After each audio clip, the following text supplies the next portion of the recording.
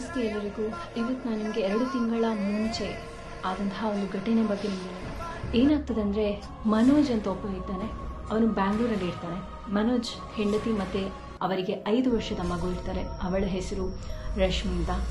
So ಇವರೇನು ಮಾಡ್ತಾರೆ ಅಂದರೆ, ಬ್ಯಾಂಗ್ಳೂರಲ್ಲಿ ಇರ್ತಾರೆ. ಅವರಿಗೆ ಕಂಪನಿಯಲ್ಲಿ ಪ್ರಮೋಷನ್ ಆಗ್ತದೆ. ಪ್ರಮೋಷನ್ ಎಲ್ಲಿ ಆಗ್ತದೆ ಅನ್ನೋ ಪ್ಲೇಸಲ್ಲಿ ಆಗ್ತದೆ. ಅದು ಪ್ಲೇಸ್ ನಾನು ನಿಮಗೆ ಈಗ ವಿಡಿಯೋ ಎಂಡಲ್ಲಿ ನಾನು ನಿಮಗೆ ಹೇಳಿಕ್ಕೆ ಇಷ್ಟಪಡ್ತೀನಿ. ಸೊ ಅವರೇನು ಮಾಡ್ತಾರೆ ಅಂದರೆ, ಅಲ್ಲಿಗೆ ಶಿಫ್ಟ್ ಆಗ್ತಾರೆ. ಪನ್ವೇಲ್ ಅಂತ ಒಂದು ಸೊಸೈಟಿ ಉಂಟು, ಅಲ್ಲಿಗೆ ಶಿಫ್ಟ್ ಆಗ್ತಾರೆ. ಶಿಫ್ಟ್ ಆದ ನಂತರ ಅವಳಿಗೆ ಮಗಳಿಗಂತೂ ಇಷ್ಟನೇ ಇಲ್ಲ, ಇಲ್ಲಿ ಬ್ಯಾಂಗ್ಳೂರಿಂದ ಅಲ್ಲಿಗೆ ಹೋಗಲಿಕ್ಕೆ ಇಷ್ಟನೇ ಇಲ್ಲ. ಸೊ ಮಗಳು ಫೇಸ್ ಎಲ್ಲ ಒಂಥರ ಡಲ್ಲಲ್ಲಿ ಇರ್ತಾಳೆ, ತುಂಬ ಬೇಜಾರಲ್ಲಿ ಇರ್ತಾರೆ. ಅವರಿಗೆ ಏನು ಪ್ಲಸ್ ಪಾಯಿಂಟ್ ಅಂದರೆ, ಪನ್ವೇಲ್ ಅಂತ ಒಂದು ಸೊಸೈಟಿ ಉಂಟು. ಅಲ್ಲಿ ಏನಂದರೆ, ಅಲ್ಲಿ ಹತ್ತಿರ ಈಗ 3 ಬಿಲ್ಡಿಂಗ್ ಇದೆ. ಅಲ್ಲಿ ಹತ್ತಿರ ಒಂದು ಪಾರ್ಕ್ ಇದೆ. ಮಕ್ಕಳಿಗೆ ಅದರಲ್ಲಿ ಆಟ ಆಡುವಂತಹ ಒಂದು ವ್ಯವಸ್ಥೆ ಕೂಡ ಇದೆ ಅಂತ ಹೇಳ್ಬೋದು. ಇಲ್ಲದಿದ್ದರೆ ಅವರಿಗೆ ದೂರ ದೂರ ಕಡೆಯಲ್ಲಿ ಅವಳನ್ನು ಕರ್ಕೊಂಡು ಹೋಗ್ಲಿಕ್ಕೆ ಇರ್ತದೆ. ಇದು ಆದರೆ ಅವರಿಗೆ ತುಂಬಾ ಹತ್ತಿರ ಅಂತ ಹೇಳ್ಬೋದು. ಹತ್ತಿರ ಅಂತ ಹೇಳಿದರೆ ಅವರಿಗೆ ಒಟ್ಟಿಗೆ ಅಂದರೆ ಮಗಳನ್ನು ಅಲ್ಲಿಯೇ ಬಿಟ್ಟು ಹೋಗ್ಬೋದು, ಅಲ್ಲಿ ಆಟ ಆಡಿಸ್ಬೋದು ಅಂತೆಲ್ಲ ಇರ್ತದೆ. ಬಟ್ ಏನು ವಿಷಯ ಅಂತ ಹೇಳಿದರೆ, ಅವಳಿಗೆ ಯಾರ ಜೊತೆನೋ ಅವಳಿಗೆ ಫ್ರೆಂಡ್ಸ್ ಅಲ್ಲಿ ಬೇಗ ಆಗಿರ್ತಾರೆ. ಒಂದು 2 ದಿನದಲ್ಲಿ ಫ್ರೆಂಡ್ಸ್ ಆಗಿರ್ತಾರೆ ಅಂತ ಹೇಳ್ಬೋದು ರಶ್ಮಿಗೆ. ಬಟ್ ರಶ್ಮಿಗೆ ಆಟ ಆಡೋಕೆ ಮನಸ್ಸೇ ಇಲ್ಲ. ಅವಳ ಮುಖ ಯಾವಾಗ ನೋಡಿದ್ರು ಚಪ್ಪೆನೇ ಇರ್ತದೆ ಅಂತ ಹೇಳ್ಬೋದು. ಅವರಿಗೆ ಎಷ್ಟು ಆಟ ಆಡಲಿಕ್ಕೆ ಟ್ರೈ ಮಾಡಿದ್ಲು ಸಹ ಅವಳು ಒಬ್ಬಂಟಿಯಾಗಿ ಇರಬೇಕು ಅಂತ ಅವಳಿಗೆ ಒಂದು ಆಸೆ ಇರ್ತದೆ. ಇದಕ್ಕಿಂತ ಮುಂಚೆ ಬ್ಯಾಂಗ್ಳೂರಲ್ಲಿ ಹೇಗಿದ್ರ ಅಂದ್ರೆ, ಅವಳಿಗೆ ಎಲ್ಲರ ಜೊತೆ ಆಟ ಆಡಲಿಕ್ಕೆ ಮನಸ್ಸು ಬರ್ತಿತ್ತು, ಸ್ಕೂಲಿಗೆ ಹೋಗ್ಲಿಕ್ಕೆ ಮನಸ್ಸು ಬರ್ತಿತ್ತು.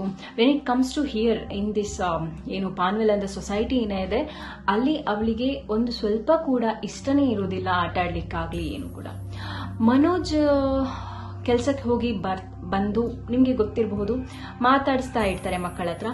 ಆಗ ಅವಳು ಸರಿಯಾಗಿ ಮಾತಾಡ್ತಿರೋದಿಲ್ಲ. ಅವನ ಹತ್ರ ಮಾತಾಡಿದ್ರು ಕೂಡ ಅವಳು ಎಲ್ಲಿ ನೋಡ್ತಾಳಂದ್ರೆ, ಅವಳು ಅವನ ಲೆಫ್ಟ್ ಸೈಡ್ ಒಂದು ವಿಂಡೋ ಸೈಡಲ್ಲಿ ನೋಡಿ ಮಾತಾಡ್ತಾ ಇರ್ತಾಳೆ. ಆಗ ಅವನಿಗೆ ಡೌಟ್ ಬೀಳ್ತದೆ, ಇವಳು ಹೀಗಿರ್ಲಿಲ್ಲಲ್ಲ, ಬ್ಯಾಂಗ್ಳೂರಲ್ಲಿ ಇರುವಾಗ ಹೀಗಿರ್ಲಿಲ್ಲಲ್ಲ, ಯಾಕೆ ಇಲ್ಲಿ ಬಂದ ನಂತರ ಹೀಗೆ ಚೇಂಜ್ ಆದ್ಲು ಅಂತ ಅವನೊಂದು ಮೈಂಡ್ ಸೆಟ್ ಅಲ್ಲಿ ಇರ್ತದೆ. ಬಟ್ ಅವನೇನ್ ಮಾಡ್ತಾನೆ ಅಂದ್ರೆ ಅದನ್ನು ಇಗ್ನೋರ್ ಮಾಡ್ತಿರ್ತಾನೆ. ದಿನ ಹೋದ ತಕ್ಕ ರಶ್ಮಿಯ ಬದಲಾವಣೆಗಳು ಅವರಿಗೆ ಕಾಣಲಿಕ್ಕೆ ಸಿಗ್ತದೆ. ಯಾಕಂದ್ರೆ 5 ವರ್ಷದ ಮಕ್ಕಳು ನಿಮ್ಗೆ ಗೊತ್ತಿರ್ಬೋದು, ಅವರು ಸುಳ್ಳು ಹೇಳಿಕೆ ಚಾನ್ಸ್ ಇಲ್ಲ. ಅವರು ಮಾತಾಡ್ಲಿಕ್ಕೆ ಹೋಗುವಾಗ ಅವರನ್ನು ನೋಡುವುದಿಲ್ಲ, ಅವರನ್ನು ಬೇರೆ ಕಡೆ ನೋಡಿ ಮಾತಾಡ್ತಿರ್ತಾಳೆ. ಸೊ ಅವನು ಇದರ ಬಗ್ಗೆ ಅವನ ಹೆಂಡತಿ ಹತ್ರ ಇದರ ಬಗ್ಗೆ ಶೇರ್ ಮಾಡ್ತಾನೆ. ಆಗ ಅವಳು ಕೂಡ ಹೇಳ್ತಾಳೆ, ಹೌದು ಅವನ ಬರ್ತಾವ್ ಅಂದ್ರೆ ಮಗಳು ಹೇಗಿದ್ದಾಳೆ, ಅವಳು ಫುಲ್ ಚೇಂಜ್ ಆಗಿದ್ದಾಳೆ ಅಂತ ಹೇಳ್ಬೋದು. ಯಾಕಂದ್ರೆ ಒಂದಿನ ನಾನು ಕುಕ್ ಮಾಡ್ತಿರುವಾಗ ರಶ್ಮಿಯ ರೂಮ್ನಿಂದ ಒಂದು ಬೇರೆ ಸೌಂಡ್ ಬರ್ತಾ ಇತ್ತು.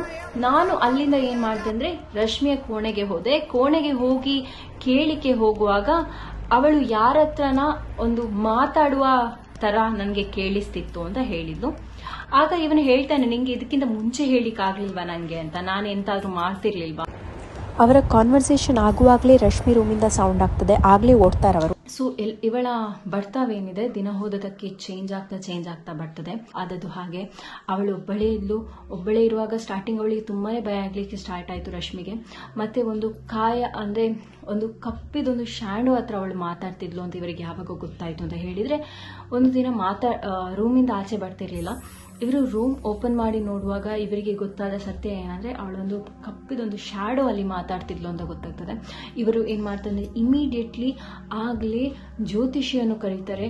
ಅಂದ್ರೆ ಅಲ್ಲಿ ಜ್ಯೋತಿಷಿಗಳು ಇಲ್ಲ, ಸೊ ದೂರದಿಂದ ಕಳಿಸ್ಬೇಕು. ಓಕೆ, ದೂರದಿಂದ ಕಳಿಸಿ ನೋಡುವಾಗ ಅವರಿಗೆ ಗೊತ್ತಾಗ್ತದೆ, ಅದು ಅವರು ಇರುವಂತಹ ಪ್ಲೇಸ್ ಏನಿದೆ, ಅವರಿರುವಂತಹ ಒಂದು ರೆಂಟಿದು ಮನೆ ಏನಿದೆ, ಅಲ್ಲಿ ಇದಕ್ಕಿಂತ 1 ವರ್ಷದ ಮುಂಚೆ ಒಬ್ರು ಸುಸೈಡ್ ಮಾಡಿದ್ರು ಅಂತ ಗೊತ್ತಾಗ್ತದೆ.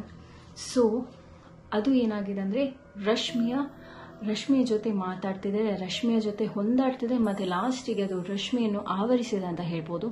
ಸೊ ಇವರು ತುಂಬಾನೇ ಪ್ರಯತ್ನ ಪಡ್ತಾರೆ ರಶ್ಮಿಯನ್ನು ಬಚಾವ್ ಮಾಡಲಿಕ್ಕೆ. ಆ್ಯಂಡ್ ಫೈನಲಿ ಅದು ರಶ್ಮಿಯನ್ನು ಬಚಾವ್ ಮಾಡಿ ಮತ್ತೆ ಅವರು ಅಲ್ಲಿಂದ ಇಮಿಡಿಯೇಟ್ಲಿ ಅದು ಮನೆ ಏನಿದೆ ಮತ್ತೆ ಅವರೇನು ಮಾಡ್ತಾರೆ ಅಂದರೆ, ಅಲ್ಲಿದ್ದು ಡೋರ್ ಅಂದರೆ ರಶ್ಮಿ ರೂಮ್ ಇರೋದು ಆ್ಯಕ್ಚುಲಿ ಅಲ್ಲಿಯೇ ಸುಸೈಡ್ ಮಾಡಿದ್ದು. ಯಾರು ಥ್ರೆಡ್ ಎಲ್ಲ ಕಟ್ಟಿ ದೇವರದೆಲ್ಲ ಪ್ರಾರ್ಥನೆ ಮಾಡಿ, ಇನ್ನು ಮುಂದೆ ಇದು ಡೋರ್ ಒಂದು ಓಪನ್ ಮಾಡಬಾರ್ದು ಅಂತ ಹೇಳಿರ್ತಾರೆ. ಮಲಗಲಿಕ್ಕಿದ್ರೆ ನಿಮ್ಮ ರೂಮಲ್ಲಿ ಅವಳಿರಬೇಕು, ಇದೊಂದು ರೂಮ್ ಯೂಸ್ ಮಾಡಬೇಡಿ, ಒಂದು ನೀವು ಇಲ್ಲಿಯೇ ಕೂತ್ಕೊಳ್ಬೋದು, ಎಂಥ ಕೂಡ ಪ್ರಾಬ್ಲಮ್ ಇಲ್ಲ, ಸೇಫ್ ಥಿಂಗ್ ಅಂತ ಹೇಳ್ಬೋದು. ಬಟ್ ಸ್ಟಿಲ್ ರಶ್ಮಿಯನ್ನು ನಿಮ್ಮ ಜೊತೆನೇ ಎಲ್ಲಿಯೂ ಅಂದರೆ ಅವಳನ್ನು ಒಬ್ಬಂಟಿಯಾಗಿ ಬಿಡಲಿಕ್ಕೆ ಹೋಗಬೇಡಿ ಅಂತ ಒಂದು ವಾರ್ನ್ ಕೊಟ್ಟಿರ್ತಾರೆ.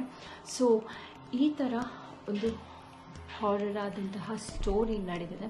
ಸೊ ನಾನೆಲ್ಲ ಅಂತ ಹೇಳಿ ಇನ್ನು ನೆಕ್ಸ್ಟ್ ವೀಡಿಯೋದಲ್ಲಿ ಸಿಕ್ಕುವ. ಅಂಟಿಲ್ ಟೇಕ್ ಕೇರ್, ಬಾಯ್. ಸಬ್ಸ್ಕ್ರೈಬ್ ಮಾಡಿ, ಪ್ಲೀಸ್ ಸಬ್ಸ್ಕ್ರೈಬ್ ಮಾಡಿ ಅಂತ ಹೇಳಿ ಲವ್ ಯು ಆಲ್.